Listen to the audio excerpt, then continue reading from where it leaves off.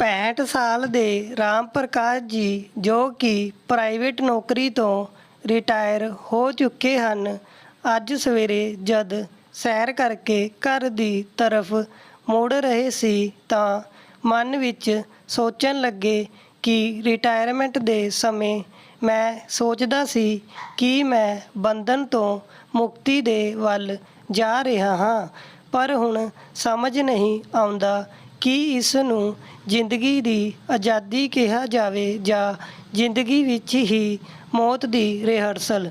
ਬੜਾ ਖਾਲੀ ਖਾਲੀ ਜਿਹਾ ਲੱਗਦਾ ਹੈ ਜੀਵਨ। ਇੱਕ ਇੱਕ ਪਲ ਬੜੀ ਮੁਸ਼ਕਿਲ ਨਾਲ ਤਿਲ ਤਿਲ ਕਰਕੇ ਖਿਸਕਦਾ ਹੈ। ਰਹਿ ਰਹਿ ਕੇ ਉਹ ਆਪਣੇ ਪਿੰਡ ਦੀ ਵਿਅਸਤ ਦਿਨਚਰਿਆ ਨੂੰ ਯਾਦ ਕਰਨ ਲੱਗਦੇ ਹਨ। ਉਹ ਗਿਣੀ ਚੁਣੀ ਗਲੀਆਂ, ਉਹ ਮੁੱਠੀ ਭਰ ਲੋਕ, ਸਭ ਕੁਝ ਇੰਨਾ ਛੋਟਾ ਕਿ ਇੱਕ ਦਿਨ ਵਿੱਚ ਪੂਰਾ ਪਿੰਡ ਹੀ ਨਾਪ ਲਿਆ ਜਾਵੇ ਅਤੇ ਕਰੀਬ ਕਰੀਬ ਹਰ ਆਦਮੀ ਨਾਲ ਮੁਲਾਕਾਤ ਹੋ ਜਾਵੇ। ਉਸ ਸਮੇਂ ਲੱਗਦਾ ਸੀ ਜਿਵੇਂ ਦੁਨੀਆ ਮੁੱਠੀ ਵਿੱਚ ਹੈ। ਉਹ ਛੋਟੀ ਜਿਹੀ ਦੁਨੀਆ ਜਿਵੇਂ ਹੀ ਹੱਥ ਤੋਂ ਛੁੱਟੀ ਕਿ ਸਭ ਕੁਝ ਛੁੱਟ ਗਿਆ। ਦਰਅਸਲ ਸ਼ਹਿਰ ਵਿੱਚ ਆਉਣੇ ਤੋਂ ਪਹਿਲਾਂ ਰਾਮ ਪ੍ਰਕਾਸ਼ ਜੀ ਆਪਣੀ ਪਤਨੀ ਸੁਨੈਣਾ ਅਤੇ ਪੁੱਤ ਸੌਰਭ ਦੇ ਨਾਲ ਪਿੰਡ ਵਿੱਚ ਹੀ ਰਿਹਾ ਕਰਦੇ ਸੀ, ਪਰੰਤੂ ਆਪਣੇ ਪੁੱਤ ਸੌਰਭ ਦੀ ਉਚੇਰੀ ਸਿੱਖਿਆ ਦੇ ਲਈ ਉਹਨਾਂ ਨੂੰ ਪਿੰਡ ਤੋਂ ਸ਼ਹਿਰ ਆਉਣਾ ਪਿਆ, ਜਿੱਥੇ ਉਹਨਾਂ ਨੇ ਆਪਣਾ ਮਕਾਨ ਖਰੀਦ ਲਿਆ। ਪਰੰਤੂ ਸ਼ਹਿਰ ਆਉਣੇ ਦੇ 3 ਸਾਲ ਬਾਅਦ ਹੀ ਉਹਨਾਂ ਦੀ ਪਤਨੀ ਸੁਨੈਣਾ ਦੀ ਹਾਰਟ ਅਟੈਕ ਨਾਲ ਮੌਤ ਹੋ ਗਈ। ਉਚੇਰੀ ਸਿੱਖਿਆ ਦੇ ਬਾਅਦ ਸੌਰਭ ਨੌਕਰੀ ਦੇ ਲਈ ਵਿਦੇਸ਼ ਚਲਾ ਗਿਆ। ਉੱਥੇ ਯੂਨੀਵਰਸਿਟੀ ਵਿੱਚ ਵੀ ਉਸਦਾ ਅਕੈਡਮਿਕ ਕਰੀਅਰ ਉਜਵਲ ਰਿਹਾ, ਜਿਸ ਕਾਰਨ ਉਸ ਨੂੰ ਉੱਥੇ ਹੀ ਨੌਕਰੀ ਵੀ ਮਿਲ ਗਈ। ਉੱਥੇ ਭਾਰਤੀ ਮੁੱਲ ਦੀ ਹੀ ਲੜਕੀ ਸੁਪ੍ਰਿਆ ਨਾਲ ਵਿਆਹ ਕਰਵਾ ਲਿਆ ਅਤੇ ਉੱਥੇ ਦਾ ਹੋ ਕੇ ਰਹਿ ਗਿਆ। ਸ਼ੁਰੂ ਵਿੱਚ ਤਾਂ ਸੌਰਭ ਉਹਨਾਂ ਨੂੰ ਕਦੀ ਫੋਨ ਕਰ ਲਿਆ ਕਰਦਾ ਸੀ, ਪਰ ਹੁਣ ਤਾਂ ਕਈ ਮਹੀਨੇ ਬੀਤ ਜਾਂਦੇ ਸੀ ਰਾਮ ਪ੍ਰਕਾਸ਼ ਜੀ ਦੀ ਆਪਣੇ ਪੁੱਤ ਨਾਲ ਗੱਲ ਹੋਏ ਵੀ। ਇਸ ਵੱਡੇ ਜਿਹੇ ਸ਼ਹਿਰ ਵਿੱਚ ਰਾਮ ਪ੍ਰਕਾਸ਼ ਜੀ ਇੱਕਦਮ ਇਕੱਲੇ ਹੋ ਚੁੱਕੇ ਸੀ। ਅੱਜ ਜਦ ਸੈਰ ਕਰਕੇ ਰਾਮ ਪ੍ਰਕਾਸ਼ ਘਰ ਨੂੰ ਮੁੜੇ ਤਾਂ ਅਚਾਨਕ ਫੋਨ ਦੀ ਘੰਟੀ ਵੱਜ ਉੱਠੀ। ਉਹਨਾਂ ਨੇ ਫੋਨ ਚੁੱਕਿਆ ਤਾਂ ਦੂਸਰੀ ਤਰਫ ਤੋਂ ਆਵਾਜ਼ ਆਈ, ਹੈਲੋ ਪਿਤਾ ਜੀ, ਮੈਂ ਸੌਰਭ ਬੋਲ ਰਿਹਾ ਹਾਂ। ਹਾਂ ਪੁੱਤ ਬੋਲੋ, ਕਿਵੇਂ ਹੋ? ਬੱਚੇ ਕਿਵੇਂ ਹਨ? ਨੂੰਹ ਕਿਵੇਂ ਹੈ? ਇੱਕ ਹੀ ਸਾਹ ਵਿੱਚ ਰਾਮ ਪ੍ਰਕਾਸ਼ ਜੀ ਨੇ ਕਈ ਪ੍ਰਸ਼ਨ ਕਰ ਦਿੱਤੇ। ਪਿਤਾ ਜੀ, ਅਸੀਂ ਸਭ ਠੀਕ ਹਾਂ। ਤੁਹਾਡੀ ਤਬੀਅਤ ਕਿਵੇਂ ਹੈ? ਠੀਕ ਹੈ ਪੁੱਤ, ਹੁਣ ਤਬੀਅਤ ਦਾ ਕਿਆ ਹੈ, ਇਸ ਉਮਰ ਵਿੱਚ ਕੁਝ ਨਾ ਕੁਝ ਤਾਂ ਲੱਗਾ ਹੀ ਰਹਿੰਦਾ ਹੈ, ਪਰੰਤੂ ਸਰੀਰ ਚੱਲ ਰਿਹਾ ਹੈ, ਇਸ ਲਈ ਭਗਵਾਨ ਦਾ ਹਰ ਪਲ ਸ਼ੁਕਰ ਅਦਾ ਕਰਦਾ ਹਾਂ। ਕਿਆ ਗੱਲ ਹੈ ਪੁੱਤ, ਅੱਜ ਬਹੁਤ ਦਿਨਾਂ ਬਾਅਦ ਮੇਰੀ ਯਾਦ ਆਈ। ਕਿਆ ਦੱਸਾਂ ਪਿਤਾ ਜੀ, ਜ਼ਿੰਦਗੀ ਇੰਨੀ ਵਿਅਸਤ ਹੋ ਗਈ ਹੈ ਕਿ ਕੁਝ ਕਰਨੇ ਦੇ ਲਈ ਸਮੇਂ ਹੀ ਨਹੀਂ ਮਿਲ ਪਾਉਂਦਾ। ਬਹੁਤ ਦਿਨਾਂ ਤੋਂ ਰੋਜ਼ ਸੋਚ ਰਿਹਾ ਸੀ ਕਿ ਤੁਹਾਨੂੰ ਫੋਨ ਕਰਾਂ, ਪਰੰਤੂ ਕਿਸੇ ਨਾ ਕਿਸੇ ਕੰਮ ਵਿੱਚ ਵਿਅਸਤ ਹੋ ਜਾਂਦਾ ਸੀ। ਇਹ ਗੱਲ ਤਾਂ ਤੂੰ ਸੱਚ ਕਹੀ ਪੁੱਤ। ਜਿਵੇਂ ਜਿਵੇਂ ਅਹੁਦਾ ਵੱਧਦਾ ਜਾਂਦਾ ਹੈ, ਜ਼ਿੰਮੇਵਾਰੀਆਂ ਹੋਰ ਵੀ ਜ਼ਿਆਦਾ ਵੱਧਦੀ ਜਾਂਦੀ ਹਨ। ਪਿਤਾ ਜੀ, ਮੈਂ ਤੁਹਾਨੂੰ ਇੱਕ ਗੱਲ ਕਹਿਣਾ ਚਾਹੁੰਦਾ ਹਾਂ। ਕਿਤੇ ਤੁਸੀਂ ਬੁਰਾ ਤਾਂ ਨਹੀਂ ਮੰਨੋਗੇ? ਕਹੋ ਨਾ ਪੁੱਤ, ਬੁਰਾ ਮੰਨਣੇ ਵਾਲੀ ਕਿਆ ਗੱਲ ਹੈ? ਪਿਤਾ ਜੀ, ਮੈਂ ਸੋਚ ਰਿਹਾ ਸੀ ਕਿ ਤੁਸੀਂ ਭਾਰਤ ਵਿੱਚ ਉੱਥੇ ਬਿਲਕੁਲ ਇਕੱਲੇ ਹੋ। ਹੁਣ ਤੁਹਾਡੀ ਤਬੀਅਤ ਵੀ ਠੀਕ ਨਹੀਂ ਰਹਿੰਦੀ ਅਤੇ ਅਸੀਂ ਲੋਕਾਂ ਦਾ ਤਾਂ ਤੁਹਾਨੂੰ ਪਤਾ ਹੀ ਹੈ ਕਿ ਸਾਡਾ ਕਦੀ ਕਵਾਰ ਹੀ ਭਾਰਤ ਆਉਣਾ ਹੋ ਪਾਉਂਦਾ ਹੈ। ਇਸ ਲਈ ਜੇਕਰ ਤੁਹਾਨੂੰ ਠੀਕ ਲੱਗੇ ਤਾਂ ਤੁਸੀਂ ਸਾਡੇ ਨਾਲ ਆਸਟ੍ਰੇਲੀਆ ਚਲੋ। ਇੱਥੇ ਤੁਹਾਡੇ ਦੋਵੇਂ ਪੋਤਾ ਪੋਤੀ ਵੀ ਤੁਹਾਡਾ ਸਾਥ ਪਾ ਕੇ ਖੁਸ਼ ਹੋ ਜਾਣਗੇ ਅਤੇ ਤੁਹਾਡਾ ਸਮੇਂ ਵੀ ਸੁਖਪੂਰਵਕ ਕੱਟ ਜਾਵੇਗਾ। ਇੱਥੇ ਮੈਨੂੰ ਤੁਹਾਡੀ ਚਿੰਤਾ ਲੱਗੀ ਰਹਿੰਦੀ ਹੈ। ਜੇਕਰ ਤੁਸੀਂ ਇੱਥੇ ਆ ਜਾਓਗੇ ਤਾਂ ਅਸੀਂ ਲੋਕ ਵੀ ਤੁਹਾਡੀ ਤਰਫ ਤੋਂ ਨਿਸ਼ਚਿਤ ਹੋ ਪਾਵਾਂਗੇ। ਆਪਣੇ ਪੁੱਤ ਦਾ ਪ੍ਰਸਤਾਵ ਸੁਣ ਕੇ ਰਾਮ ਪ੍ਰਕਾਸ਼ ਜੀ ਨੂੰ ਬਹੁਤ ਚੰਗਾ ਲੱਗਾ। ਉਹ ਸੋਚਣ ਲੱਗੇ ਕਿ 5 ਸਾਲ ਬੀਤ ਗਏ, ਆਪਣੀ ਨੌਕਰੀ ਤੋਂ ਰਿਟਾਇਰ ਹੋਏ। ਕਿਤੇ ਐਸਾ ਨਾ ਹੋ ਕਿ ਕਿਸੇ ਦਿਨ ਅਚਾਨਕ ਮੇਰੀ ਅੱਖ ਬੰਦ ਹੋ ਜਾਏ ਅਤੇ ਮੇਰਾ ਪੁੱਤ ਮੇਰੀ ਅਰਥੀ ਨੂੰ ਮੋਢਾ ਦੇਣ ਵੀ ਨਾ ਪਹੁੰਚ ਪਾਏ। ਇਹ ਸੋਚਦੇ ਹੋਏ ਰਾਮ ਪ੍ਰਕਾਸ਼ ਜੀ ਨੇ ਆਪਣੇ ਪੁੱਤ ਨੂੰ ਆਪਣੀ ਸਹਿਮਤੀ ਦੇ ਦਿੱਤੀ। ਫਿਰ ਸੌਰਵ ਬੋਲਿਆ, ਪਿਤਾ ਜੀ, ਹੁਣ ਤੁਸੀਂ ਸਾਡੇ ਕੋਲ ਇੱਥੇ ਆ ਜਾਓਗੇ ਤਾਂ ਆਪਣੇ ਮਕਾਨ ਦੀ ਹੁਣ ਕੋਈ ਜ਼ਰੂਰਤ ਨਹੀਂ ਹੈ। ਇਸ ਲਈ ਉਸ ਮਕਾਨ ਨੂੰ ਵੇਚਣੇ ਪਰ ਲਗਾ ਦੇਵੋ। ਮਕਾਨ ਨੂੰ ਵੇਚਣੇ ਦੀ ਗੱਲ ਸੁਣ ਕੇ ਰਾਮ ਪ੍ਰਕਾਸ਼ ਜੀ ਕੁਝ ਹੈਰਾਨ ਰਹਿ ਗਏ, ਕਿਉਂਕਿ ਇਸ ਮਕਾਨ ਦੇ ਨਾਲ ਉਹਨਾਂ ਦੀ ਪਤਨੀ ਦੀ ਮਿੱਠੀ ਯਾਦਾਂ ਜੁੜੀ ਹੋਈ ਸੀ। ਇਸ ਮਕਾਨ ਦੀ ਇੱਕ ਚੀਜ਼ ਨੂੰ ਉਸਨੇ ਆਪਣੇ ਹੱਥਾਂ ਨਾਲ ਸਜਾਇਆ ਸੀ। ਪਰੰਤੂ ਪੁੱਤ ਦੀ ਗੱਲ ਵੀ ਸਹੀ ਹੈ ਕਿ ਹੁਣ ਇਸ ਮਕਾਨ ਵਿੱਚ ਵਾਪਿਸ ਕੌਣ ਆਵੇਗਾ। ਇਹ ਸੋਚ ਕੇ ਉਹਨਾਂ ਨੇ ਮਕਾਨ ਵੇਚਣੇ ਦੇ ਲਈ ਹਾਂ ਕਰ ਦਿੱਤੀ ਅਤੇ ਅਗਲੇ ਦਿਨ ਹੀ ਨਿਊਜ਼ਪੇਪਰ ਵਿੱਚ ਮਕਾਨ ਵੇਚਣੇ ਦੇ ਲਈ ਇਸ਼ਤਿਹਾਰ ਦੇ ਦਿੱਤਾ। ਕੁਝ ਹੀ ਦਿਨਾਂ ਵਿੱਚ ਮਕਾਨ ਦਾ ਸੌਦਾ ਹੋ ਗਿਆ। ਕਰੀਬ 1 ਮਹੀਨੇ ਬਾਅਦ ਸੌਰਵ ਭਾਰਤ ਆ ਗਿਆ ਅਤੇ ਮਕਾਨ ਦੇ ਪੈਸਿਆਂ ਦਾ ਲੈਣ ਦੇਣ ਕਰ ਲਿਆ।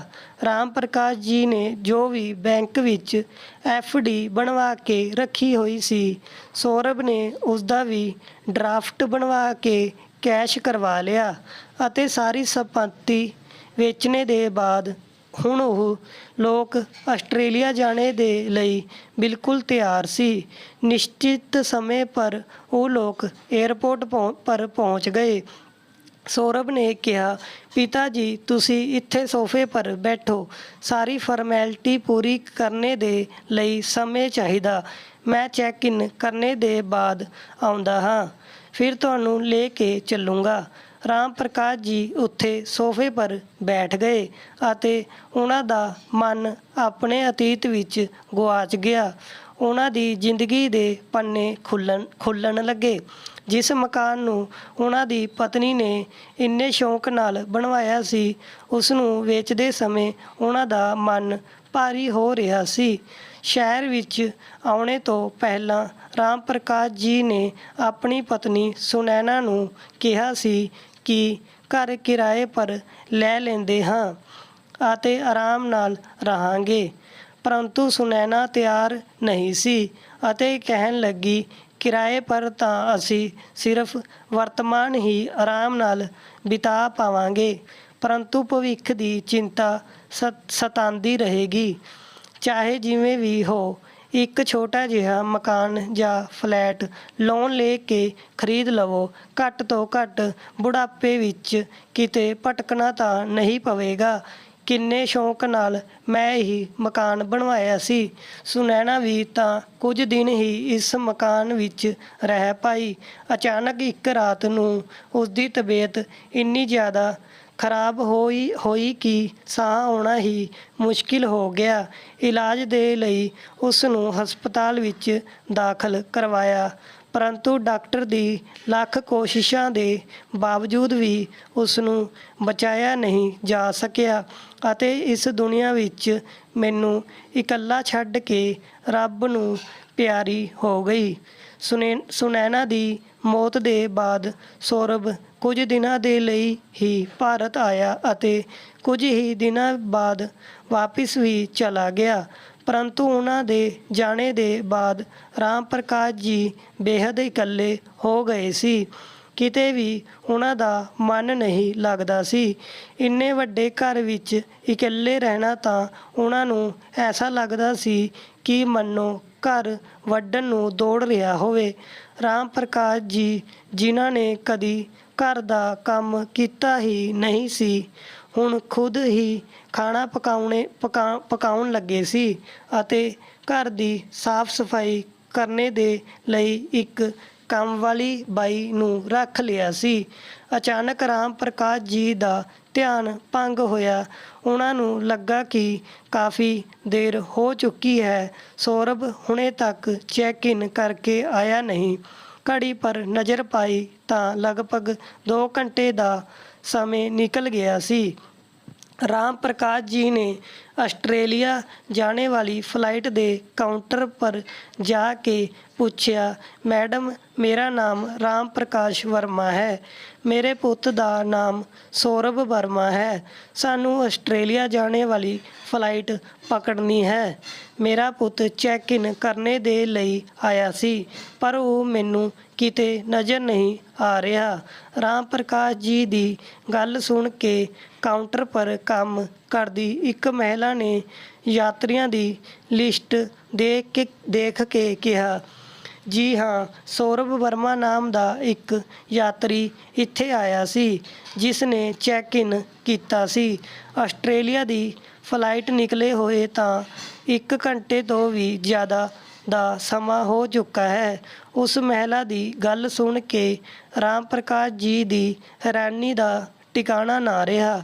ਉਹ ਬੋਲੇ, ਪਰੰਤੂ ਮੈਡਮ ਉਸ ਫਲਾਈਟ ਤੋਂ ਤਾਂ ਮੈਨੂੰ ਵੀ ਆਸਟ੍ਰੇਲੀਆ ਜਾਣਾ ਸੀ, ਮੈਨੂੰ ਲਏ ਬਿਨਾਂ ਫਲਾਈਟ ਕਿਵੇਂ ਚਲੀ ਗਈ? ਐਸਾ ਤਾਂ ਸੰਭਵ ਹੀ ਨਹੀਂ ਹੋ ਸਕਦਾ। ਅੰਕਲ ਜੀ, ਜਿੰਨੇ ਵੀ ਯਾਤਰੀ ਉਸ ਫਲਾਈਟ ਵਿੱਚ ਜਾਣੇ ਵਾਲੇ ਸੀ ਸਾਰੇ ਗਏ ਹਨ, ਕੋਈ ਵੀ ਯਾਤਰੀ ਛੁੱਟਿਆ ਨਹੀਂ ਹੈ। ਜੇਕਰ ਕੋਈ ਯਾਤਰੀ ਨਹੀਂ ਪਹੁੰਚਦਾ ਤਾਂ ਸਾਡੀ ਤਰਫ ਤੋਂ ਘੋਸ਼ਣਾ ਕੀਤੀ ਜਾਂਦੀ ਹੈ। ਮਹਿਲਾ ਨੇ ਕਿਹਾ ਤਾਂ ਰਾਮ ਪ੍ਰਕਾਸ਼ ਜੀ ਦੁੱਖ ਭਰੀ ਆਵਾਜ਼ ਵਿੱਚ ਬੋਲੇ, ਤਾਂ ਕਿਆ ਮੈਨੂੰ ਲਿੱਤੇ ਬਿਨਾਂ ਹੀ ਮੇਰਾ ਪੁੱਤ ਆਸਟ੍ਰੇਲੀਆ ਚਲਾ ਗਿਆ? ਇਸ ਦਾ ਮਤਲਬ ਤਾਂ ਇਹ ਹੋਇਆ ਕਿ ਉਸਨੇ ਮੇਰਾ ਟਿਕਟ ਲਿਆ ਹੀ ਨਹੀਂ ਸੀ। ਇਹ ਕੈਸੀ ਧੋਖਾਧੜੀ ਹੈ। ਰਾਮ ਪ੍ਰਕਾਸ਼ ਜੀ ਦੇ ਪੈਰਾਂ ਥੱਲੋਂ ਤਾਂ ਮੰਨੋ ਜ਼ਮੀਨ ਹੀ ਖਿਸਕ ਗਈ। ਉਹ ਆਪਣਾ ਸਿਰ ਫੜ ਕੇ ਜ਼ਮੀਨ ਪਰ ਬੈਠ ਗਏ। ਸੋਚਣ ਲੱਗੇ, ਕਿਆ ਮੇਰਾ ਪੁੱਤ ਇੰਨਾ ਕਠੋਰ ਹੋ ਸਕਦਾ ਹੈ ਜਿਸ ਨੂੰ ਪੜ੍ਹਾਉਣੇ ਲਿਖਾਉਣੇ ਵਿੱਚ ਅਸੀਂ ਆਪਣੇ ਜੀਵਨ ਦੇ ਸੁਨਹਿਰੀ ਦਿਨਾਂ ਨੂੰ ਵੀ ਪਸੀਨੇ ਵਿੱਚ ਭਿਗੋ ਦਿੱਤਾ ਸੀ। ਆਪਣੀ ਖੁਸ਼ੀਆਂ ਨੂੰ ਉਸਦਾ ਜੀਵਨ ਸੰਵਾਰਨੇ ਪਰ ਕੁਰਬਾਨ ਕਰ ਦਿੱਤਾ ਸੀ। ਸੁਨੈਣਾ ਮੈਨੂੰ ਹਮੇਸ਼ਾ ਕਹਿੰਦੀ ਸੀ ਕਿ ਆਪਣੇ ਬੁਢਾਪੇ ਦੇ ਲਈ ਵੀ ਸਾਨੂੰ ਕੁਝ ਬਚਾ ਕੇ ਰੱਖਣਾ ਚਾਹੀਦਾ, ਪਰ ਮੇਰਾ ਇੱਕ ਹੀ ਜਵਾਬ ਹੁੰਦਾ ਸੀ ਕਿ ਲੈ ਦੇ ਕੇ ਸੌਰਭ ਹੀ ਸਾਡਾ ਇਕਲੌਤਾ ਪੁੱਤ ਹੈ। ਜੇਕਰ ਅਸੀਂ ਉਸਦੀ ਸੁੱਖ ਸੁਵਿਧਾ ਦਾ ਖਿਆਲ ਨਹੀਂ ਰੱਖਾਂਗੇ ਤਾਂ ਕੌਣ ਰੱਖੇਗਾ? ਉਹ ਇੱਕ ਖਿਡੌਣਾ ਮੰਗਦਾ ਸੀ ਤਾਂ ਮੈਂ 2 ਲੈ ਕੇ ਦਿੰਦਾ ਸੀ। ਉਸਦੀ ਵਿਦੇਸ਼ ਵਿੱਚ ਪੜ੍ਹਾਈ ਦੀ ਜਿੱਦ ਪੂਰੀ ਕਰਨੇ ਦੇ ਲਈ ਪੈਸੇ ਇਕੱਠੇ ਕਰਨੇ ਦੇ ਖਾਤਰ ਨਾ ਜਾਣੇ ਮੈਂ ਕਿੰਨੇ ਪਾਪੜ ਵੇਲੇ ਸੀ, ਕਿੰਨੇ ਹੀ ਲੋਕਾਂ ਦੇ ਅੱਗੇ ਹੱਥ ਪਸਾਰੇ ਸੀ। ਮਨ ਵਿੱਚ ਬਸ ਆਪਣੇ ਪੁੱਤ ਦੀ ਗੱਲ ਪੂਰੀ ਕਰਨੇ ਦੀ ਧੁਨ ਸਵਾਰ ਸੀ ਕਿ ਉਹ ਕਿਸੇ ਤਰ੍ਹਾਂ ਵਿਦੇਸ਼ ਚਲਾ ਜਾਏ। ਇਸ ਗੱਲ ਨੂੰ ਲੈ ਕੇ ਆਪਣੇ ਵੱਡੇ ਭਾਈ ਮਨੋਜ ਨਾਲ ਵੀ ਮੇਰੀ ਲੜਾਈ ਹੋ ਗਈ, ਕਿਉਂਕਿ ਉਸਨੇ ਮੈਨੂੰ ਕੋਈ ਵੀ ਮਦਦ ਦੇਣੇ ਤੋਂ ਮਨਾ ਕਰ ਦਿੱਤਾ ਸੀ। ਉਹ ਕਹਿੰਦਾ ਸੀ, ਜਦ ਸਮਰੱਥਾ ਨਹੀਂ ਹੈ ਤਾਂ ਵਿਦੇਸ਼ ਕਿਉਂ ਭੇਜ ਰਹੇ ਹੋ? ਕਿਆ ਆਪਣੇ ਦੇਸ਼ ਵਿੱਚ ਪੜ੍ਹਾਈ ਨਹੀਂ ਹੁੰਦੀ? ਕਿਆ ਇੱਥੇ ਪੜ੍ਹ ਕੇ ਬੱਚੇ ਨੌਕਰੀ ਨਹੀਂ ਕਰਦੇ? ਜਿੰਨੀ ਚਾਦਰ ਹੋਵੇ ਉਨੇ ਹੀ ਪੈਰ ਫੈਲਾਉਣੇ ਚਾਹੀਦੇ। ਆਪਣੇ ਭਾਈ ਦੇ ਇਸ ਵਿਵਹਾਰ ਨਾਲ ਮੈਨੂੰ ਕਿੰਨੀ ਤਕਲੀਫ ਹੋਈ ਸੀ। ਉਸ ਦਿਨ ਮੈਂ ਮਨ ਫੈਸਲਾ ਲਿਆ ਸੀ ਕਿ ਹੁਣ ਮਦਦ ਦੇ ਲਈ ਆਪਣੇ ਭਾਈ ਦੇ ਦਰਵਾਜ਼ੇ ਪਰ ਕਦਮ ਨਹੀਂ ਰੱਖੂੰਗਾ। ਉਦੋਂ ਤੋਂ ਅਸੀਂ ਦੋਵੇਂ ਭਰਾਵਾਂ ਦੇ ਵਿੱਚ ਵੀ ਕੁੜੱਤਣ ਆ ਗਈ ਸੀ। ਪਰੰਤੂ ਜੇਕਰ ਵੇਖਿਆ ਜਾਏ ਤਾਂ ਉਹਨਾਂ ਨੇ ਕੁਝ ਵੀ ਗਲਤ ਨਹੀਂ ਕਿਹਾ ਸੀ। ਜਿਸ ਪੁੱਤ ਦੇ ਕਾਰਨ ਮੈਂ ਆਪਣੇ ਭਾਈ ਨਾਲ ਵੀ ਰਿਸ਼ਤਾ ਤੋੜ ਲਿਆ ਸੀ, ਅੱਜ ਉਹੀ ਪੁੱਤ ਮੈਨੂੰ ਐਸੇ ਸਮੇਂ ਵਿੱਚ ਬੇਸਹਾਰਾ ਛੱਡ ਕੇ ਧੋਖਾ ਦੇ ਕੇ ਚਲਾ ਗਿਆ, ਜਿਸ ਸਮੇਂ ਵਿੱਚ ਮੈਨੂੰ ਉਸਦੇ ਸਹਾਰੇ ਦੀ ਸਭ ਤੋਂ ਜ਼ਿਆਦਾ ਜ਼ਰੂਰਤ ਸੀ। ਸਿਕਿਉਰਿਟੀ ਕਰਮਚਾਰੀ ਦੀ ਆਵਾਜ਼ ਸੁਣ ਕੇ ਰਾਮ ਪ੍ਰਕਾਸ਼ ਜੀ ਦਾ ਧਿਆਨ ਟੁੱਟਾ। ਉਹ ਕਰਮਚਾਰੀ ਉਹਨਾਂ ਤੋਂ ਪੁੱਛਣ ਲੱਗਾ, ਸਰ ਤੁਹਾਨੂੰ ਕਿੱਥੇ ਜਾਣਾ ਹੈ? ਮੈਂ ਦੇਖ ਰਿਹਾ ਹਾਂ ਤੁਸੀਂ ਕਾਫੀ ਸਮੇਂ ਤੋਂ ਇੱਥੇ ਬੈਠੇ ਹੋਏ ਹੋ। ਬੇਟਾ ਮੈਂ ਕਿੱਥੇ ਜਾਊਂਗਾ, ਮੇਰਾ ਤਾਂ ਕੋਈ ਟਿਕਾਣਾ ਹੀ ਨਹੀਂ ਰਹਿ ਗਿਆ। ਮੈਨੂੰ ਤਾਂ ਆਪਣੇ ਪੁੱਤ ਦੇ ਨਾਲ ਆਸਟ੍ਰੇਲੀਆ ਜਾਣਾ ਸੀ, ਪਰ ਉਹ ਤਾਂ ਮੈਨੂੰ ਛੱਡ ਕੇ ਚਲਾ ਗਿਆ। ਹੁਣ ਮੇਰੀ ਕਿਸਮਤ ਮੈਨੂੰ ਕਿੱਥੇ ਲੈ ਜਾਵੇਗੀ, ਮੈਂ ਖੁਦ ਨਹੀਂ ਜਾਣਦਾ। ਇੰਨਾ ਕਹਿ ਕੇ ਰਾਮ ਪ੍ਰਕਾਸ਼ ਜੀ ਕੋਲ ਰੱਖੇ ਬੈਂਚ ਦਾ ਸਹਾਰਾ ਲੈ ਕੇ ਖੜ੍ਹੇ ਹੋਏ। ਉਹਨਾਂ ਨੂੰ ਕੁਝ ਸੁੱਝ ਨਹੀਂ ਰਿਹਾ ਸੀ। ਦੁਖੀ ਦਿਲ ਨਾਲ ਉਹ ਏਅਰਪੋਰਟ ਤੋਂ ਬਾਹਰ ਨਿਕਲ ਆਏ ਅਤੇ ਸੋਚਣ ਲੱਗੇ, ਹੇ ਭਗਵਾਨ, ਐਸੀ ਮੁਸੀਬਤ ਦੀ ਘੜੀ ਵਿੱਚ ਮੈਂ ਕਿੱਥੇ ਜਾਊਂਗਾ, ਮੈਨੂੰ ਕੌਣ ਸਹਾਰਾ ਦੇਵੇਗਾ? ਹੁਣ ਤਾਂ ਮੇਰਾ ਘਰ ਵੀ ਮੇਰੇ ਕੋਲ ਨਹੀਂ ਰਿਹਾ। ਕਿਆ ਮੈਂ ਆਪਣੇ ਵੱਡੇ ਭਾਈ ਦੇ ਕੋਲ ਜਾਵਾਂ? ਕਿਆ ਉਹ ਮੇਰੀ ਮਦਦ ਕਰਨਗੇ? ਕਿਆ ਉਹਨਾਂ ਨੇ ਮੈਨੂੰ ਮਾਫ਼ ਕਰ ਦਿੱਤਾ ਹੋਵੇਗਾ? ਪਰ ਹੁਣ ਹੋਰ ਕੋਈ ਚਾਰਾ ਵੀ ਨਹੀਂ ਹੈ। ਉਹਨਾਂ ਸਾਹਮਣੇ ਰੋਵਾਂਗਾ, ਭੀਖ ਮੰਗਾਂਗਾ, ਆਪਣੀ ਮਜਬੂਰੀ ਦੱਸਾਂਗਾ ਤਾਂ ਸ਼ਾਇਦ ਉਹਨਾਂ ਦਾ ਮਨ ਪਿਘਲ ਜਾਵੇਗਾ। ਇੱਕ ਵਾਰ ਚੱਲ ਕੇ ਦੇਖਦਾ ਹਾਂ। ਇਹ ਸੋਚਦੇ ਹੋਏ ਉਹ ਬੱਸ ਪਕੜਨੇ ਦੇ ਲਈ ਅੱਗੇ ਵੱਧ ਗਏ। ਕਰੀਬ 2 ਘੰਟੇ ਬਾਅਦ ਉਹ ਆਪਣੇ ਭਾਈ ਮਨੋਜ ਦੇ ਘਰ ਪਹੁੰਚ ਗਏ। ਡੋਰਬੈਲ ਵਜਾਈ ਤਾਂ ਉਹਨਾਂ ਦੀ ਨੌਕਰਾਣੀ ਨੇ ਦਰਵਾਜ਼ਾ ਖੋਲ੍ਹਿਆ ਅਤੇ ਪੁੱਛਿਆ, ਕਿਸ ਨਾਲ ਮਿਲਣਾ ਹੈ? ਮਨੋਜ ਭਾਈ ਹਨ ਘਰ ਵਿੱਚ? ਜੀ ਹਾਂ ਬਾਬੂ ਜੀ ਤਾਂ ਹਨ, ਪਰ ਤੁਸੀਂ ਕੌਣ ਹੋ? ਉਹਨਾਂ ਨੂੰ ਕਹੋ ਕਿ ਉਸਦਾ ਭਾਈ ਆਇਆ ਹੈ। ਉਸੀ ਸਮੇਂ ਮਨੋਜ ਜੀ ਬਾਹਰ ਆਏ ਅਤੇ ਆਪਣੇ ਛੋਟੇ ਭਾਈ ਨੂੰ ਐਸੀ ਹਾਲਤ ਵਿੱਚ ਦੇਖ ਕੇ ਹੈਰਾਨ ਰਹਿ ਗਏ। ਰਾਮ ਪ੍ਰਕਾਸ਼ ਜੀ ਦਾ ਸਬਰ ਦਾ ਬੰਨ੍ਹ ਟੁੱਟ ਗਿਆ ਅਤੇ ਉਹ ਫੁੱਟ ਕੇ ਰੋਣ ਲੱਗੇ। ਮਨੋਜ ਜੀ ਉਹਨਾਂ ਨੂੰ ਅੰਦਰ ਲੈ ਕੇ ਆਏ ਅਤੇ ਆਪਣੀ ਭਾਈ ਦੀ ਇਸ ਹਾਲਤ ਦਾ ਕਾਰਨ ਪੁੱਛਿਆ, ਪਰੰਤੂ ਰਾਮ ਪ੍ਰਕਾਸ਼ ਜੀ ਕੁਝ ਬੋਲਣੇ ਦੀ ਹਾਲਤ ਵਿੱਚ ਨਹੀਂ ਸੀ। ਉਹਨਾਂ ਦਾ ਮਨ ਕਰ ਰਿਹਾ ਸੀ ਕਿ ਆਪਣੇ ਭਾਈ ਦੇ ਮੋਢੇ ਪਰ ਸਿਰ ਰੱਖ ਕੇ ਜੀ ਭਰ ਕੇ ਰੋਣ। ਉਹਨਾਂ ਦੀ ਅੱਖਾਂ ਤੋਂ ਲਗਾਤਾਰ ਹੰਝੂ ਵਹਿ ਰਹੇ ਸੀ।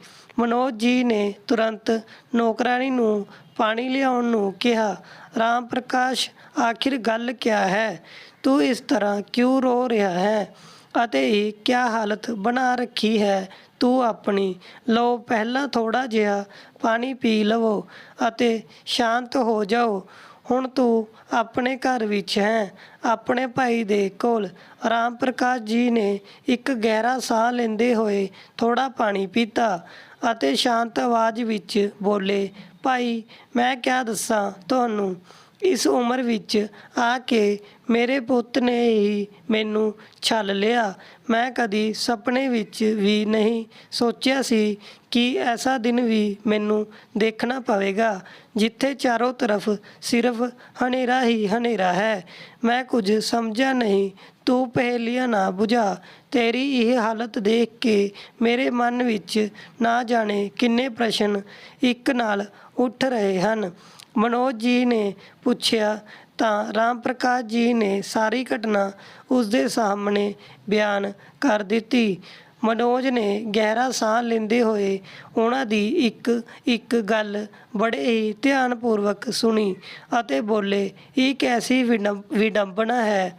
ਤੂੰ ਆਪਣੇ ਪੁੱਤ ਨੂੰ ਪੜ੍ਹਾਉਣੇ ਲਿਖਾਉਣੇ ਦੇ ਲਈ ਅਤੇ ਇੱਕ ਚੰਗਾ ਇਨਸਾਨ ਬਣਾਉਣੇ ਦੇ ਲਈ ਆਪਣਾ ਸਭ ਕੁਝ ਦਾਅ ਪਰ ਲਗਾ ਦਿੱਤਾ ਅਤੇ ਤੇਰੇ ਨਾਲ ਐਸਾ ਸਲੂਕ। ਕਿਆ ਮਾਂ-ਬਾਪ ਇਸ ਦਿਨ ਦੇ ਲਈ ਆਪਣੇ ਬੱਚਿਆਂ ਨੂੰ ਪਾਲ ਪੋਸ ਕੇ ਵੱਡਾ ਕਰਦੇ ਹਨ? ਕਿੰਨੇ ਸਵਾਰਥੀ ਹੋ ਗਏ ਹਨ ਅੱਜ ਕੱਲ੍ਹ ਦੇ ਬੱਚੇ।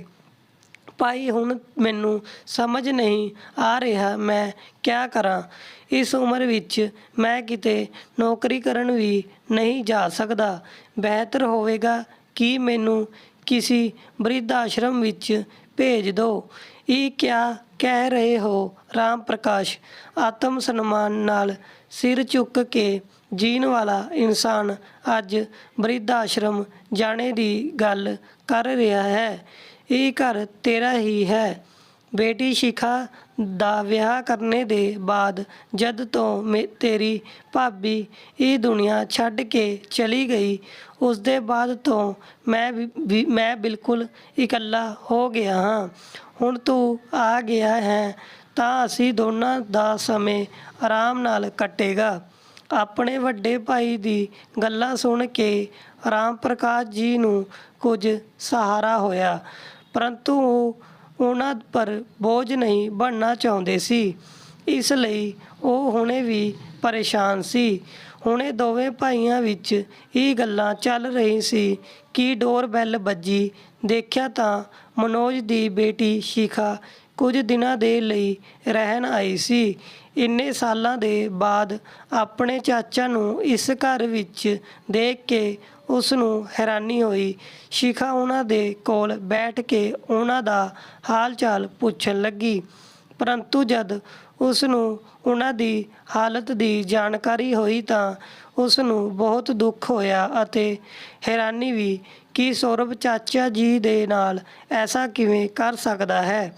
ਅਗਲੇ ਦਿਨ ਸਵੇਰੇ ਸ਼ਿਖਾ ਨੇ ਆਪਣੇ ਪਿਤਾ ਜੀ ਅਤੇ ਚਾਚਾ ਜੀ ਦੇ ਲਈ ਸਵਾਦਿਸ਼ਟ ਨਾਸ਼ਤਾ ਬਣਾ ਕੇ ਪਰੋਸਿਆ ਅਤੇ ਇੱਕ ਅਲੱਗ ਕਮਰੇ ਵਿੱਚ ਚਲੀ ਗਈ। ਰਾਮ ਪ੍ਰਕਾਸ਼ ਜੀ ਨੇ ਦੇਖਿਆ ਕਿ ਸ਼ਿਖਾ ਮੋਬਾਈਲ ਪਰ ਹੀ ਆਨਲਾਈਨ ਕਲਾਸ ਲੈ ਰਹੀ ਸੀ। ਉਸ ਨੂੰ ਆਨਲਾਈਨ ਕਲਾਸ ਲੈਂਦੇ ਦੇਖ ਕੇ ਰਾਮ ਪ੍ਰਕਾਸ਼ ਜੀ ਦੇ ਮਨ ਵਿੱਚ ਕੁਝ ਖਿਆਲ ਆਇਆ ਅਤੇ ਸ਼ਿਖਾ ਜਦ ਬਾਹਰ ਆਈ ਤਾਂ ਉਹਨਾਂ ਨੇ ਸ਼ਿਖਾ ਨੂੰ ਕਿਹਾ, ਬੇਟੀ ਇੱਕ ਗੱਲ ਤਾਂ ਦੱਸੋ, ਕਿਆ ਮੈਂ ਵੀ ਆਨਲਾਈਨ ਕਲਾਸ ਲੈ ਸਕਦਾ ਹਾਂ?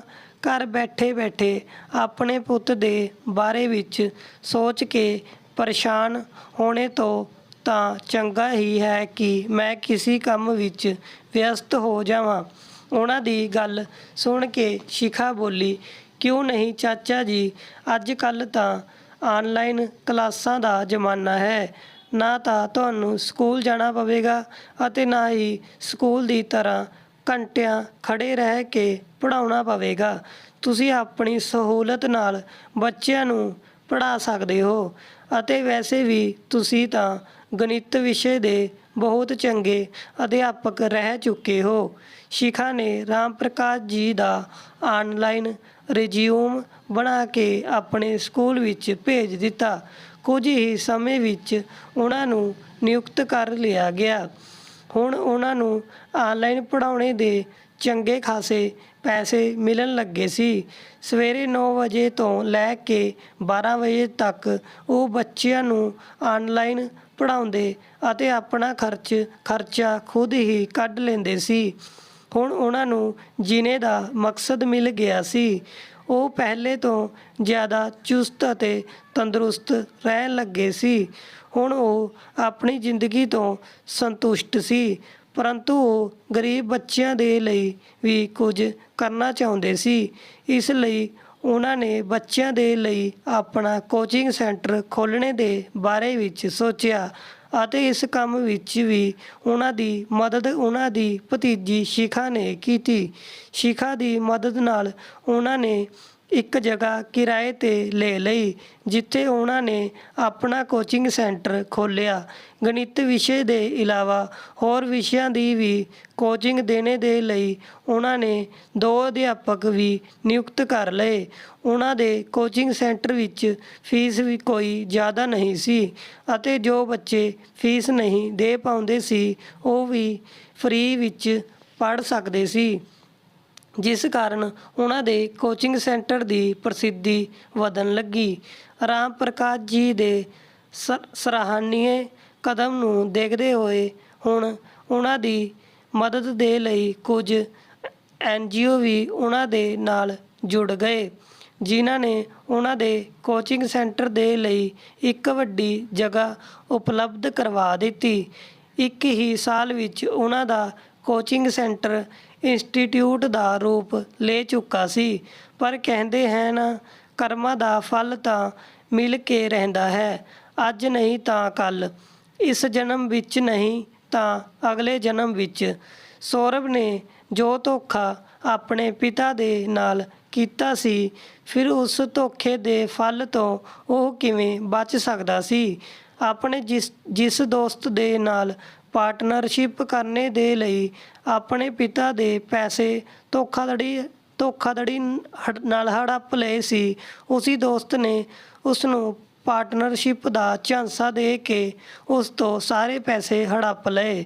ਪਾਰਟਨਰਸ਼ਿਪ ਵਿੱਚ ਕਾਰੋਬਾਰ ਸ਼ੁਰੂ ਕਰਨੇ ਦੇ ਲਈ ਉਸ ਨੇ ਨੌਕਰੀ ਤਾਂ ਪਹਿਲਾਂ ਹੀ ਛੱਡ ਦਿੱਤੀ ਸੀ ਅਤੇ ਹੁਣ ਉਸ ਨੂੰ ਕਿਤੇ ਨੌਕਰੀ ਵੀ ਨਹੀਂ ਮਿਲ ਰਹੀ ਸੀ।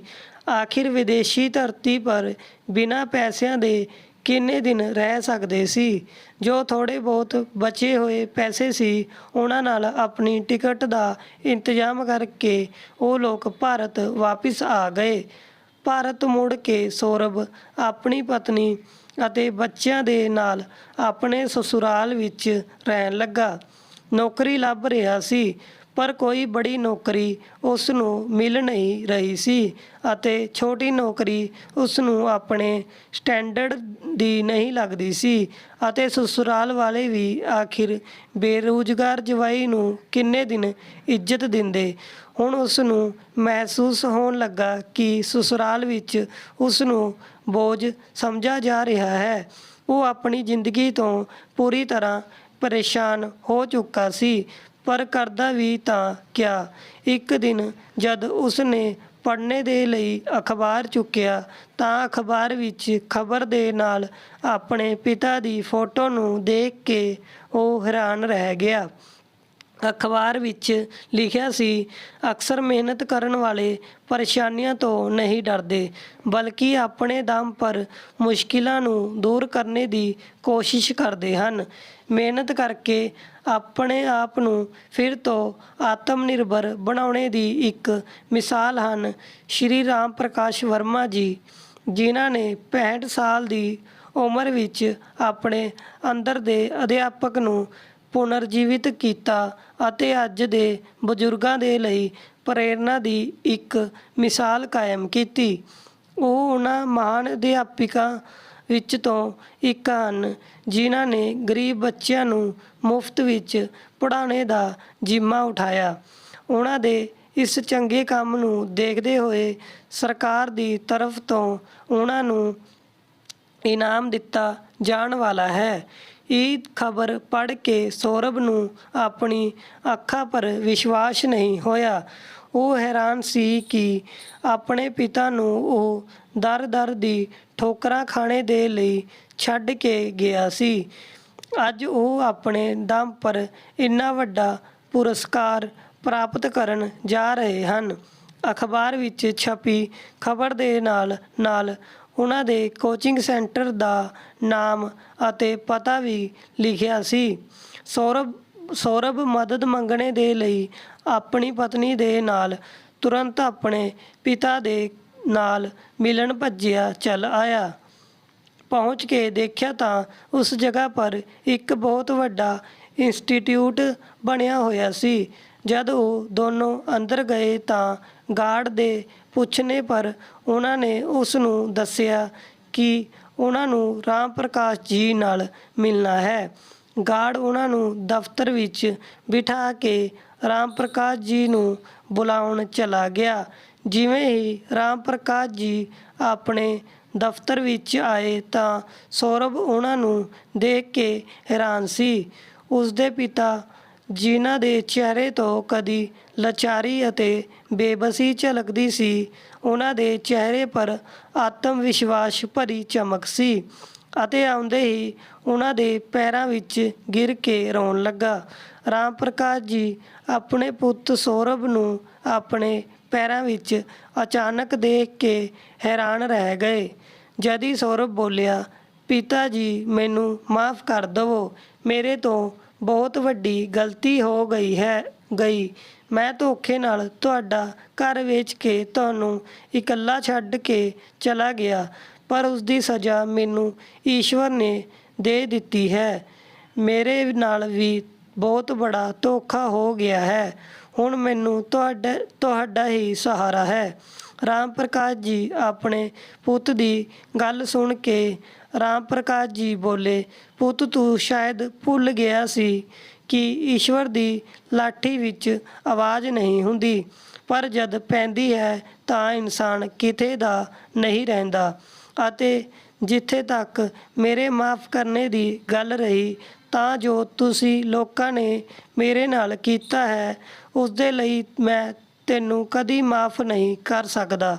ਤੂੰ ਇੱਕ ਬੁੱਢੇ ਪਿਤਾ ਦੇ ਵਿਸ਼ਵਾਸ ਨੂੰ ਤੋੜਿਆ ਹੈ। ਇੱਥੇ ਇਕੱਲਾ ਮੰਨੇ ਦੇ ਲਈ ਛੱਡ ਕੇ ਜਾਣੇ ਤੋਂ ਪਹਿਲਾਂ ਤੂੰ ਮੇਰੇ ਬਾਰੇ ਵਿੱਚ ਇੱਕ ਵਾਰ ਵੀ ਨਹੀਂ ਸੋਚਿਆ। ਅਰੇ ਘੱਟ ਤੋਂ ਘੱਟ ਇੰਨਾ ਤਾਂ ਸੋਚ ਲੈਂਦਾ ਕਿ ਤੇਰਾ ਬੁੱਢਾ ਪਿਤਾ ਕਿੱਥੇ ਰਹੇਗਾ, ਕਿਆ ਖਾਵੇਗਾ।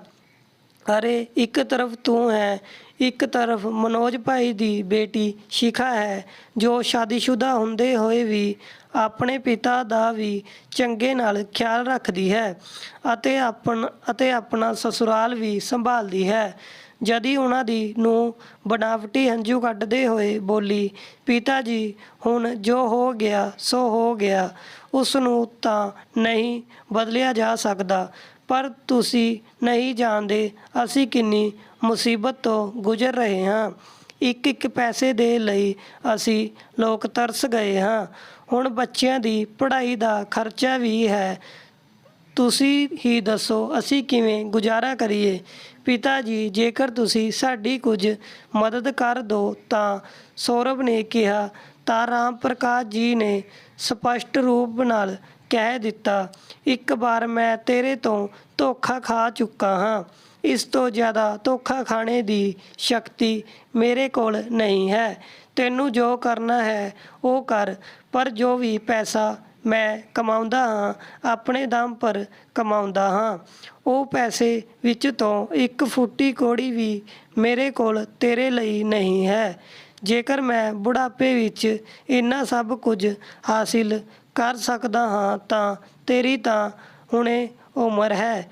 ਖੁਦ ਤੋਂ ਪੈਸਾ ਕਮਾਓ ਅਤੇ ਆਪਣੀ ਜ਼ਿੰਦਗੀ ਕਿਵੇਂ ਜੀਣੀ ਹੈ ਉਹ ਖੁਦ ਦੇਖੋ। ਪਰ ਮੇਰੇ ਤੋਂ ਉਮੀਦ ਲਗਾ ਕੇ ਮੇਰੇ ਕੋਲ ਫਿਰ ਕਦੀ ਨਾ ਆਉਣਾ। ਮੇਰੀ ਕਲਾਸ ਲੈਣੇ ਦਾ ਸਮੇਂ ਹੋ ਰਿਹਾ ਹੈ, ਮੈਂ ਚੱਲਦਾ ਹਾਂ। ਦੋਵੇਂ ਪੁੱਤ ਨੂੰ ਆਪਣੇ ਪਿਤਾ ਦੀ ਤਰਫ ਹੈਰਾਨੀ ਨਾਲ ਦੇਖਣ ਲੱਗੇ। ਉਹ ਦੋਵੇਂ ਕੁਝ ਹੋਰ ਬੋਲਦੇ ਉਸ ਤੋਂ ਪਹਿਲਾਂ ਹੀ ਰਾਮ ਪ੍ਰਕਾਸ਼ ਜੀ ਉੱਠ ਕੇ ਆਪਣੀ ਕਲਾਸ ਲੈਣ ਦੇ ਲਈ ਚਲੇ ਗਏ। ਪੁੱਤ ਅਤੇ ਨੂੰ ਦੋਵੇਂ ਮੂੰਹ ਲਟਕਾ ਕੇ ਵਾਪਿਸ ਆ ਗਏ। ਹੁਣ ਉਹਨਾਂ ਦੇ ਕੋਲ ਪਛਤਾਉਣੇ ਦੇ ਇਲਾਵਾ ਹੋਰ ਕੋਈ ਰਸਤਾ ਨਹੀਂ ਬਚਿਆ ਸੀ। ਕਹਾਣੀ ਕਿਵੇਂ ਲੱਗੀ ਲਾਈਕ ਕਮੈਂਟ ਕਰਕੇ ਜ਼ਰੂਰ ਦੱਸਿਓ ਜੀ। ਧੰਨਵਾਦ ਜੀ।